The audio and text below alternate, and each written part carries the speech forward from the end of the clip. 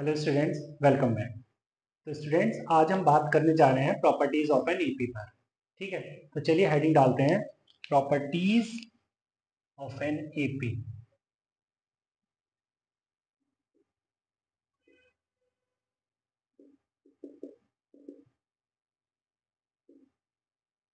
तो arithmetic progression के अंदर फर्स्ट प्रॉपर्टी आती है बेटा, if a constant is added to each term of a given AP, then the resulting sequence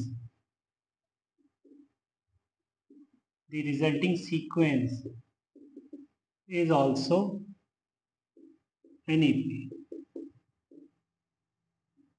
ठीक है, जैसे हमको कोई भी सीक्वेंस गिवन है, सपोज करो let's say A1 A2 A3 dot dot dot AN, ये n टर्म्स के लिए एक सीक्वेंस है which is an AP, right. अब अगर मैं कोई नॉन जीरो कांस्टेंट के हर एक टर्म में ऐड करता हूं,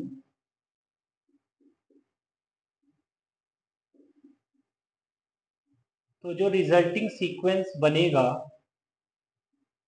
वो भी बेटा एपी ही होगा। ये इस प्रॉपर्टी में बोला जा रहा है। ठीक है, तो अब कांस्टेंट के तो माइनस भी हो सकता है। ठीक है, तो कल को अगर यहाँ पे A1 माइनस के, A2 माइनस के, A3 माइनस के भी दिख सकता है आपको। ठीक है, तो वो भी एक एपी ही होगा। तो मैं ये कहना चाह रहा हूँ कि अगर मैं यहाँ पे लिख देता, if a constant is subtracted from each term of a given AP then the resulting sequence is also an AP, तो वो भी ठीक होता, राइट। चलिए, ऐसी बात हम मल्टीप्लिकेशन को लेकर भी कर लेते हैं। If non zero constant k is multiplied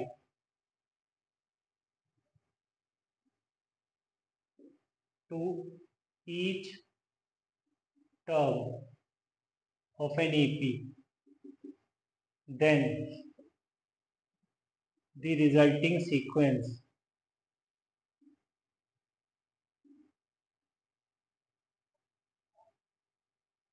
is also an AP।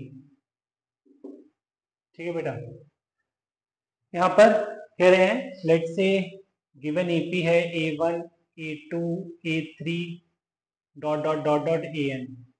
ठीक, this is an AP, right. तो अगर मैं हर सीक्वेंस की हर एक टर्म को कांस्टेंट k से मल्टीप्लाई कर दूं,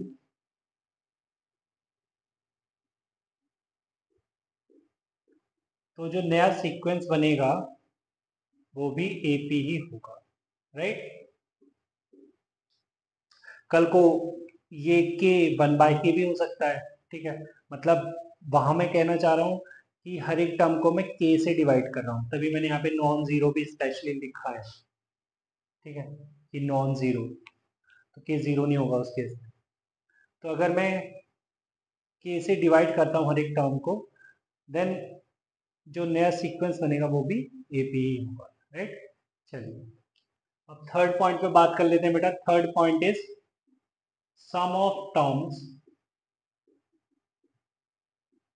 equidistant from the beginning and an end is always constant and is equal to the sum of the first and the last term। मैं ये कह रहा हूं कि एक एपी है, सपोज करो A1 A2 A3 and so on dot dot dot dot AN -1 AN। ठीक है, ये एक एपी है बच्चे। तो इसमें ये कहा जा रहा है कि sum of terms equidistant from the beginning and an end is always constant. मतलब अगर मैं दो टर्म उठाऊं और उनका सम देखूं, बट टर्म कैसी होनी चाहिए, जितना डिस्टेंस बिगिनिंग से है उतना ही डिस्टेंस एंड से होना चाहिए। जैसे अगर मैं बात a1 की करता हूँ, ठीक है, तो a1 फर्स्ट टर्म हो गई, तो उधर मैं बात करूंगा an की, क्योंकि an जो है वो लास्ट टर्म हो गई। तो अगर मैं बोलूं a1 प्लस an जो होगा वो कांस्टेंट होगा। अगर वो कांस्टेंट होगा, मतलब अगर ये सम कांस्टेंट होगा टर्म्स को लेकर, तो फिर a2 plus an minus one का सम भी कांस्टेंट होना चाहिए, मतलब सेम होना चाहिए, राइट। क्योंकि a2 जो है वो सेकंड टर्म है फ्रॉम बिगिनिंग, तो an minus one second term है फ्रॉम लास्ट।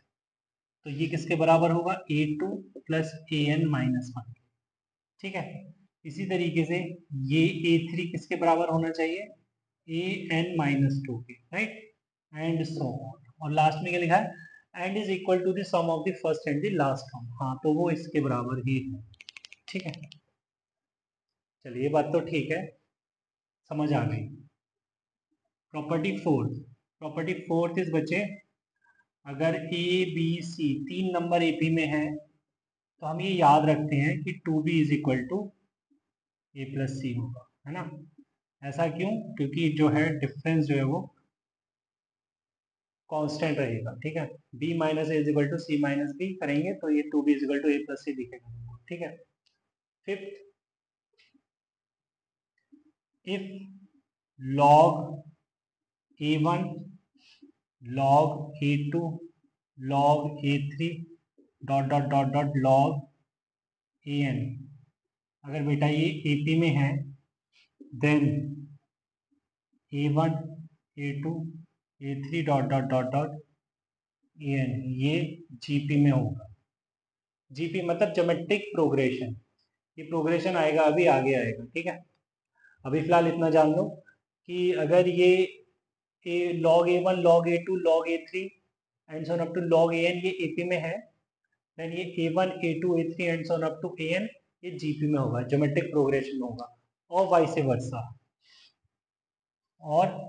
वर्सा, मतलब कल को अगर हो सकता है कि log a1 log a2 log a3 and so up to log an ये GP फॉलो करे, तो a1 a2 a3 and so up to an क्या होगा, AP में होगा, ठीक है। चलो, now point number 6 is, property 6 is कि अगर बेटा मैं बोलूं कि a1 a2 a3 dot dot dot dot an ये AP में है, देन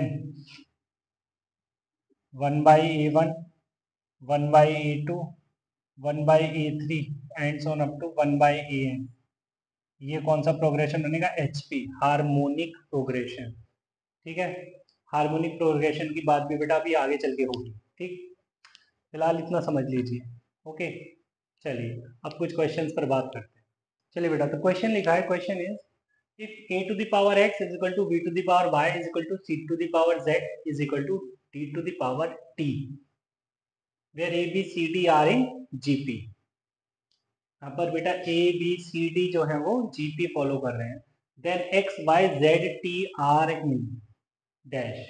तो फिर ये बताओ x y z t किस प्रोग्रेशन के अंडर आएंगे, ठीक है। तो चलिए स्टार्ट करते हैं, लिखते हैं late a to the power x is equal to b to the power y is equal to c to the power z is equal to d to the power t is equal to k, ठीक है। ये सम k के equal है, ये सभी के सभी, ठीक है। तो अगर मैं बोलूं बेटा a to the power x is equal to k है, तो मैं कह सकता हूं log a, और ये x दिखेगा तुम्हें साथ में, x log a is equal to log k दिखेगा, राइट। इट मीन्स आपको यहाँ पर x दिखेगा log k upon log a, ठीक है। तो इसी तरीके से मैं कह सकता हूं similarly y is equal to log k upon log b, z is equal to log k upon log c, and t is equal to log k upon log t, राइट। इस तरीके से आगे बेटा, है ना। अब नाउ गिवन क्या है बेटा कि a B C d are in GP, मतलब a B C d are in GP, right. तो बेटा log a, log a, log b, log c, log d, ये तो एपी में हो जाने हैं, राइट। अगर लॉग लेता हूं भाई, अगर A B C D GP में है तो log A log B log C log D AP में हो जाएंगे, ऐसे ही तो बोला था प्रॉपर्टी में, राइट। तो फिर बेटा 1 by log a, 1 by log a, 1 by log b, 1 by log c और 1 बाय लॉग डी, ये एचपी में आ जाने हैं हार्मोनिक प्रोग्रेशन में, है ना। अब अगर मैं के से मल्टीप्लाई भी, लॉग बेटा यहाँ पे कांस्टेंट है लॉग के, अगर लॉग के से मल्टीप्लाई भी कर दूं तो कोई फर्क नहीं पड़ेगा, log A log K upon log B, comma log K upon log C, comma log K upon log D, ये भी बेटा एचपी में रहने वाले हैं।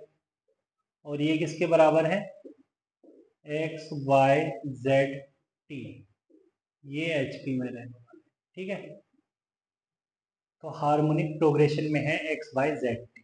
चलिए चलिए बेटा, तो क्वेश्चन लिख दिया है। Question is if a1 a2 a3 and so on up to an is a sequence of non-zero numbers which are in AP, then prove that 1 upon a1 an plus 1 upon a2 an minus 1 plus 1 upon a3 an minus 2 plus dot dot dot plus 1 upon an a1 is equal to 2 upon a1 plus an into 1 upon a1 plus 1 upon a2 plus dot dot dot 1 upon an, ठीक है बेटा। तो हमको कहते हैं कि ये sequence हम तुमको एपी बोल रहे हैं, चलिए सही है। तो अगर एपी में बेटा है तो वो प्रॉपर्टी मुझे याद आ रही है, पता नहीं इस सम को देखकर, ये जो प्रूविंग है उसको देखकर मुझे एक प्रॉपर्टी याद आ रही है, sum of terms equidistant from beginning and end is always constant and is equal to the sum of the first and the last term. तो a1 प्लस ए एन किसके बराबर हो जाएगा, a2 plus a n minus 1 के, और ये a3 plus a n minus 2 के, and so on, ठीक है। इस तरीके से कहानी चलेगी। अगर मैं LHS को देख रहा हूँ, ठीक है, तो LHS में मैं 1 bye a1 plus a N से, मतलब a1 प्लस ए एन से मल्टीप्लाई डिवाइड करता हूँ LHS को, ठीक है।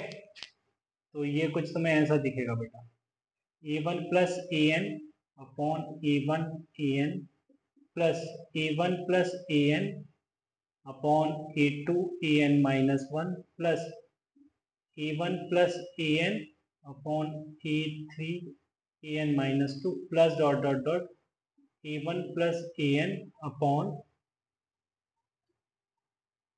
ए एन, राइट। कोई दिक्कत नहीं है, ऐसा कर देते हैं। अब ये 1 upon a1 plus a N को नहीं छेड़ूंगा क्योंकि यहाँ पे देखिए प्रूविंग में डिनोमिनेटर में दिख रहा है, ठीक है, एज इट इज रखूंगा। अब देखिए बेटा 1, ये a1 plus a n upon a1 a N को मैंने लिखा इस तरीके से, 1 अपॉन a1, मैंने इस तरीके से लिखा a1 upon a1 plus a N, ठीक है। तो a1 से a1 कैंसिल हो गया, तो ये दिखेगा 1 upon a n plus 1 upon a1, इस तरीके से दिखेगा, राइट। इसी तरीके से सेकंड वाली टर्म मुझे इस तरीके से दिखने वाली है, 1 upon a n minus 1 plus 1 upon a two, right. Third term मुझे दिखेगी 1 upon an-2 plus 1 upon a3। ठीक। इसी तरीके से लास्ट की टर्म मुझे दिखेगी 1 upon an plus 1 upon a1। Right. तो क्या लगता है बेटा, इससे पहली टर्म क्या आई होगी? a1 प्लस an, जैसे ये लिखा है मैंने यहाँ पर दिख रहा था an a1, इससे पहले an माइनस 1 a2 आया होगा, है ना? an माइनस 1 a2 आया होगा। सेकेंड लास्ट टर्म मुझे क्या दिखेगी? 1 upon an minus 1 plus 1 upon a2। तो ये कह रहा हूँ मैं कि जैसे हम यहाँ पे देख रहे हैं 1 अपॉन a1 और यहाँ पे देख रहे हैं 1 अपॉन a2, अभी अभी समझाया है कि 1 अपॉन a2 आएगा, तो यहाँ पे 1 अपॉन a2। तो कहने का मतलब ये है हर एक टर्म 2 बार आ रही है। ठीक है, तो मैं इस ब्रैकेट को देख के लिख सकता हूँ 1 upon a1 plus an 2 times 1 upon a1 plus 1 upon a2 plus 1 upon a3 and so on up to 1 upon an। ठीक है बेटा, तो 2 से अगर मैं मल्टीप्लाई कर देता हूँ तो दिखेगा 2 upon a1 plus an times 1 upon a1 plus 1 upon a2 plus 1 upon a3 plus and so on up to 1 upon. ठीक है बच्चे, तो ये क्या है? Right hand side. हो गया प्रूव। चलिए नेक्स्ट क्वेश्चन पर बात करते हैं। चलिए बेटा, तो क्वेश्चन लिख दिया है। Question is if X Y Z are real numbers such that are real numbers satisfying the equation 25 times 9x square plus Y square plus 9z square minus 15 times 5xy plus yz plus 3zx is equal to 0, then prove that X Y Z are in EP। ठीक है, तो मुझे prove करना है कि x Y Z जो है वो AP में है। चलिए बेटा, तो यहाँ पर जो ये इक्वेशन लिखी है थोड़ा इसे ढंग से लिख लें, थोड़ा ठीक करके लिख लें। तो ये 25 9 2 2 5 X square plus 25 Y square plus 9z square minus 75 X Y minus 15 Y Z minus 45 set X is equal to 0 दिख रहा है बच्चे, है ना? मैं इसको लिख सकता हूँ 15x whole square plus 5y plus 5y whole square plus 3z whole square minus 15 into 5, तो ये 15x इंटू 5y इस तरीके से लिखा, minus 5y into 3z minus 3z into 15x is equal to 0। ठीक है बेटा, तो यहाँ पर तुम्हें क्या दिख रहा है? A square plus b square plus c square minus a b minus b c minus c a is equal to 0। तो बेटा अगर ऐसा होता है a square plus b square plus c square minus a b minus b c minus c a is equal to 0, तो मैं इसको लिख सकता हूँ a minus b whole square plus b minus c whole square plus C minus A whole square is equal to 0। ठीक है, क्योंकि ये कन्वर्ट हो जाता है हाफ टाइम्स इसमें। ठीक है, तो बेटा मैं इसको लिख सकता हूँ ऐसा 15x minus 5y whole square plus 5y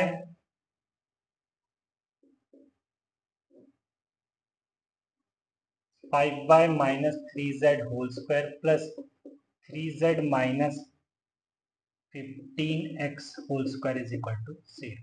right, अब जानते हैं हम कि तीन स्क्वायर्स का सम 0 है, इसका मतलब हर एक स्क्वायर 0 हो रहा होगा। राइट, हर एक स्क्वायर 0 होने से यही तो पता लगता है बेटा अल्टीमेटली मुझे कि a is equal to b is equal to c है। फिर भी कोई नहीं, एक बार हम लिख लेते हैं ऐसे 15x minus 5y is equal to 0, 5y minus 3z is equal to 0 and 3z minus 15x is equal to 0। तो बेटा यहाँ से पता लग रहा है 15x is equal to 5y, यहाँ से पता लग रहा है 5y is equal to 3z। Right, और यहाँ से पता लग रहा है 3z is equal to 15x। ठीक है, तो ये इसके इक्वल हो गया है ना, और ये इसके इक्वल हो गया। इसका मतलब कह सकते हैं हम कि 15x is equal to 5y is equal to 3z, right. तो अगर मैं देखूं, मैं क्या देख रहा हूं कि 15, 5 और 3 का एलसीएम इज 15। तो अगर बेटा मैं 15 से डिवाइड करता हूं तो x is equal to Y by 3 is equal to Z by 5 दिख रहा है। ठीक है, अगर इसको मैं k बोलता हूँ, ठीक है, तो बेटा यहाँ से मेरे को x दिख रहा है k के इक्वल, y दिख रहा है 3k के इक्वल, और z दिख रहा है 5k के इक्वल। ठीक है, तो अभी ये प्रॉपर्टी पढ़ी है हमने, टू अगर A B C A P में है then 2b is equal to a plus c होता है। तो मैं यहाँ से क्या नोटिस कर रहा हूँ कि बेटा 2y is equal to x plus Z है, राइट। यहाँ से तो यही पता लग रहा है कि 2y is equal to x plus Z है। It means x Y z किस में आ गए, एपी में आ गए। ठीक है बच्चे, चलिए चलिए बेटा एक छोटी सी हेडिंग डालते हैं, supposition of terms. Supposition of terms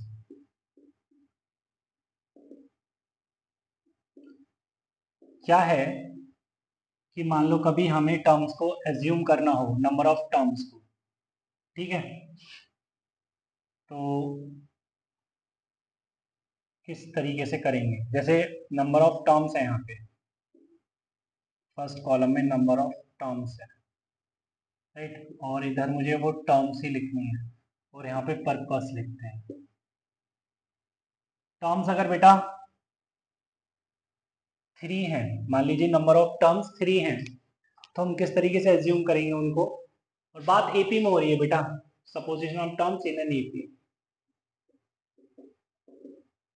तो टर्म्स कुछ मैं इस तरीके से लूंगा, a माइनस डी, ए और a प्लस डी। ठीक है, और पर्पस क्या होगा, टर्म्स को इस तरीके से लेने का पर्पस ये है कि सम अगर मैं लिखता हूं तो मेरे को डायरेक्ट 3a दिखेगा, तो सम यहाँ पे मुझे 3a दिखेगा। ठीक है, नंबर ऑफ टर्म्स अगर बेटा 4 हो गई तो टर्म्स मैं लूंगा a minus 3d, a minus d, a plus D, a plus 3d करके। ठीक है, तो यहाँ पर भी क्या है, पर्पस सम ही है कि सम मेरे को डायरेक्ट दिखेगा 4a, राइट। अगर कल को नंबर ऑफ टर्म्स 5 हो गई तो मैं यहाँ पर टर्म्स कुछ इस तरीके से लूंगा, a minus 2d, a minus d, a plus D, a plus 2d, right. और पर्पस यहाँ पर भी सम ही है, सम इज 5a। ठीक है, अब अगर मुझसे कहे सर ये कब तक लिखेंगे आप, तो मैं कहूँगा अब नहीं लिखूंगा। देखो अब मुझे लेना आ गया है कि किस तरीके से मैं नंबर ऑफ टर्म्स, अगर मुझे नंबर ऑफ टर्म्स गिवन है तो मैं किस तरीके से टर्म्स एज्यूम करूंगा। जैसे यहाँ पर देखिए, तो बात अगर 3 टर्म्स को लेकर हुई है तो a minus D, A plus D, मतलब, और अगर 4 को लेकर हुई है तो a minus three D, A minus D, A plus D, A plus 3d। तो नंबर ऑफ इवन टर्म्स, अगर इवन टर्म्स की बात करें तो जो d का गैप चलता है वो 2d चलता है। ठीक है, कॉमन डिफरेंस जो चलता है वो 2d चलता है, और ऑड टर्म्स में जो कॉमन डिफरेंस चलता है वो d चलता है। ठीक है, आप देख रहे हैं यहाँ पर। ठीक है, तो ये क्लियर है। और अगर एक चीज और कि नंबर ऑफ टर्म्स अगर ऑड होती है तो a जरूर आता है, a हमको एक मिडिल टर्म मिलती है, बट नंबर ऑफ टर्म्स अगर इवन हो तो a नहीं आता है। ठीक है, तो इस तरीके से मैंने देख लिया है। अगर कल को मेरे को कोई बोल दे कि अच्छा सर बताइए, तो फिर अगर 6 टर्म्स हो तब क्या करेंगे आप, तो मैं बोलूंगा a minus 5d, a minus 3d, ठीक है, a minus d, a plus D, a plus 3d, और a प्लस 5, 1 2 3 4 5 6। ठीक है, तो सम यहाँ पे 6 है। ठीक है, अब तो समझ गए, तो समझ आ गया होगा ना। चलिए अब कुछ क्वेश्चंस नोट करते हैं इस पर। जैसे मैंने एक क्वेश्चन लिख दिया बेटा, देखिए बेटा, तो एक क्वेश्चन लिखा है, question is 3 numbers are in AP and their sum is 15 with product 80, then find the smallest number. ठीक है, तो बात अगर 3 नंबर की हुई है है ना, और सम यहाँ पर गिवन है ना, तो मैं इसी तरीके से एज्यूम करूंगा टर्म्स को या नंबर्स को। Let the numbers are a minus D, A plus d. ठीक है बेटा, a minus D, A plus d, तीन नंबर एज्यूम कर लिए मैंने।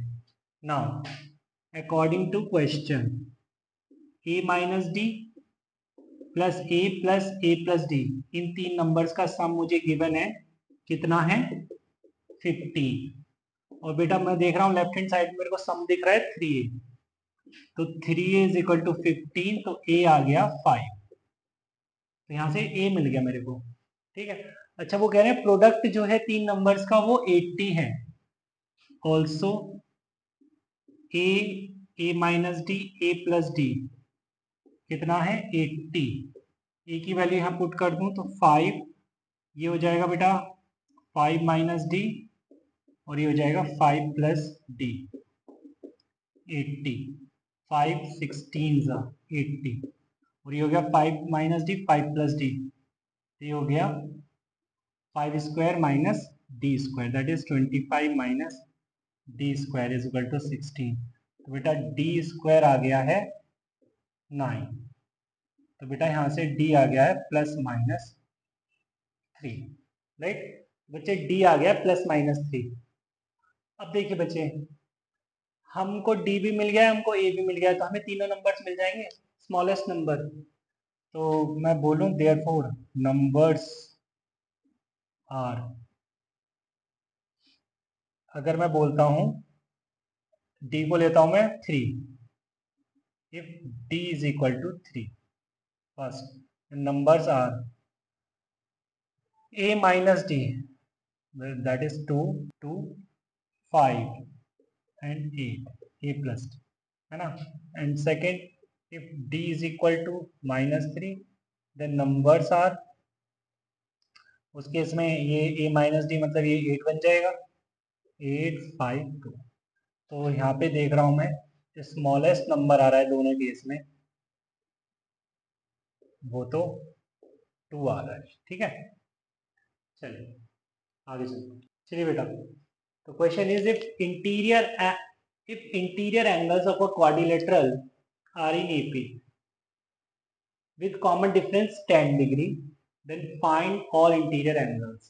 हम जानते हैं क्वाड्रिलेटरल के अंदर बेटा 4 एंगल होते हैं, ठीक है, तो हम उनको एज्यूम कर लेंगे, क्योंकि उन एंगल्स का सम भी मुझे पता है, वो 360 होता है।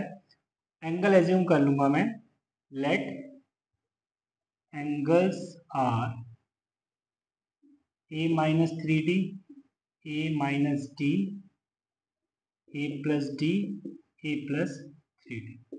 ठीक है बच्चे, also a minus 3d plus a minus d plus a plus d plus a plus 3d, कितना हो गया ये 360 होने वाला है बच्चे। तो यहाँ से ये तो सब तुम्हें कैंसिल होता दिखेगा, तो 4a इज इक्वल टू 360, मतलब a is equal to 90 degree.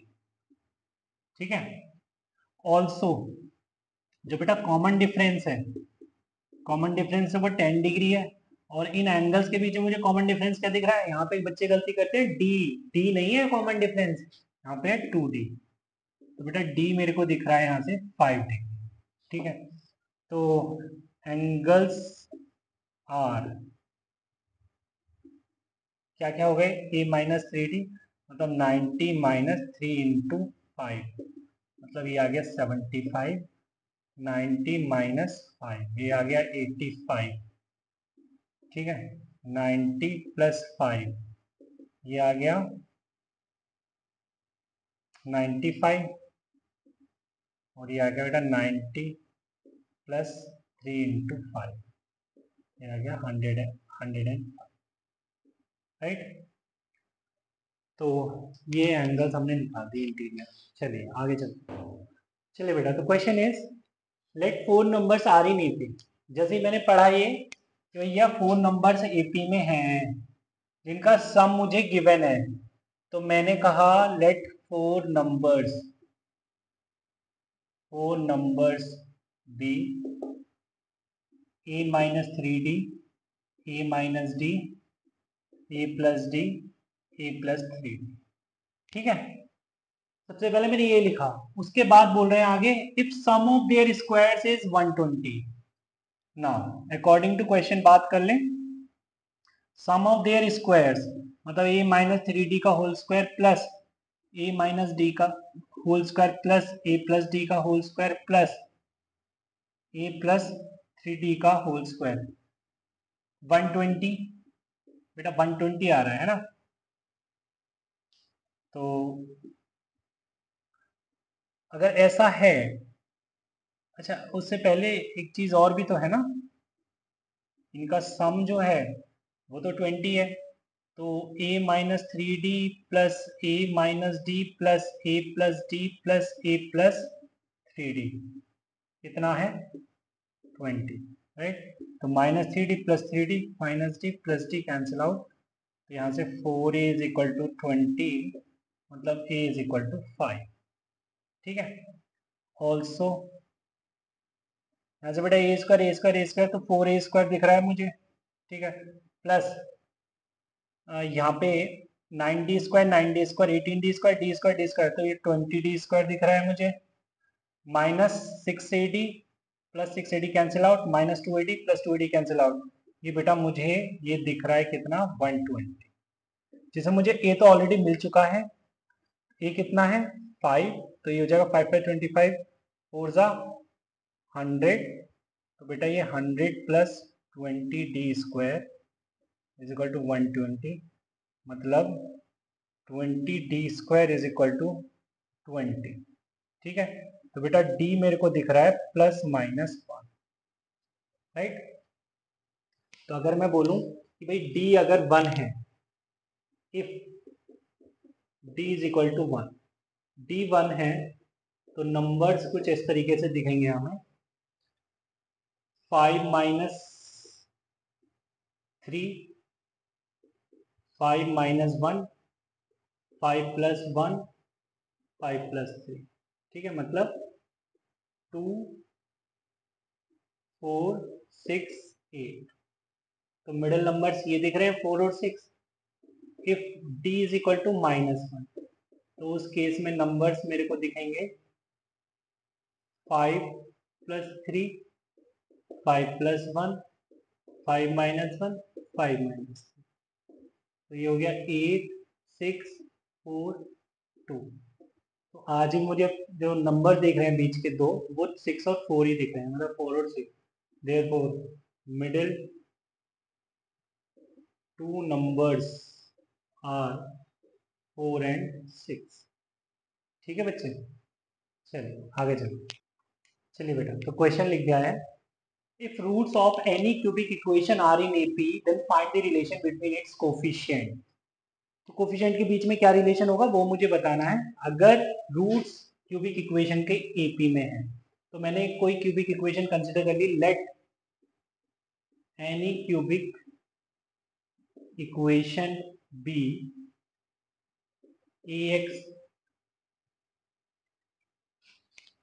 ax cube plus bx square plus cx plus d is equal to 0। ठीक है, इसके रूट्स अगर मैं बोलता हूँ अल्फा बीटा गामा, है ना, बट यहाँ पे क्योंकि क्यूबिक इक्वेशन में अगर मैंने रूट्स, मेरे पास रूट्स हैं, है ना, मैंने रूट्स एज्यूम कर लिए हैं, तो मैं सम ऑफ रूट्स तो लिख सकता हूँ। अगर ऐसा है तो बेटा मैं जो है वो ही उसी कॉन्सेप्ट के थ्रू एज्यूम करूंगा। ठीक है, तो बेटा मैं जो यहाँ पर 3 रूट्स कंसीडर करूंगा, वो a माइनस डी, ए और a प्लस डी करके करूंगा। ठीक है, तो यहाँ पे देख रहा हूँ सम क्या आएगा, a minus d plus a plus a plus D, कितना आएगा माइनस बी बाई ए। ठीक है बेटा, तो ये तो कैंसिल आउट हो गया,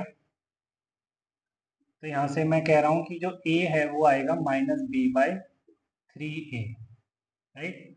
और ये कैपिटल ए जो है इसका रूट है, तो इसे सेटिस्फाई करेगा, मतलब x की जगह रख सकता हूँ मैं, तो ये मिलेगा मेरे को a times minus b by 3a का whole cube plus b times minus b by 3a का whole square plus c times minus b by 3a plus d is equal to 0, right.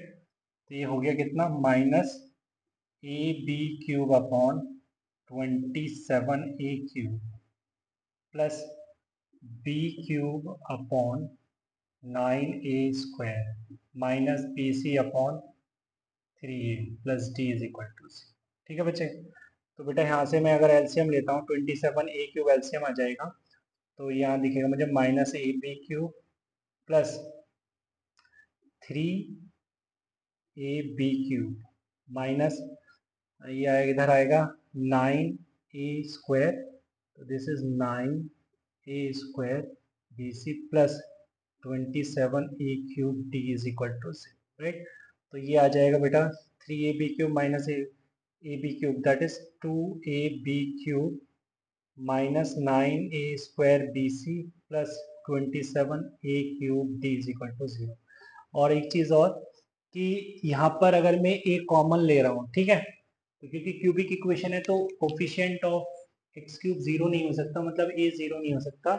तो मैं ये भी कह सकता हूँ कि बच्चे 2b cube minus 9abc plus 27a square D 0 होगा।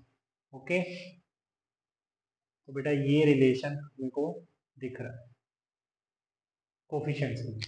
चलिए अब आगे चलते, चलिए बेटा तो क्वेश्चन लिख दिया है, let x cube minus 12x square plus 39x minus 28 is equal to 0 if roots of this equation are in AP then common difference is equal to what।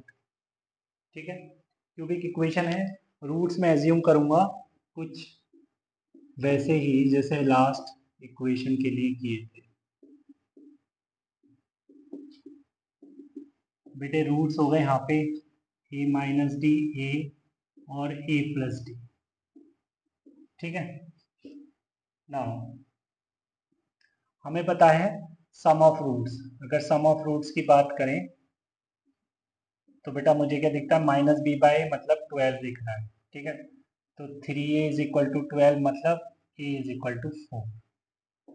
Also product of roots is a minus d a plus d that is minus d by a which is 28, ठीक है।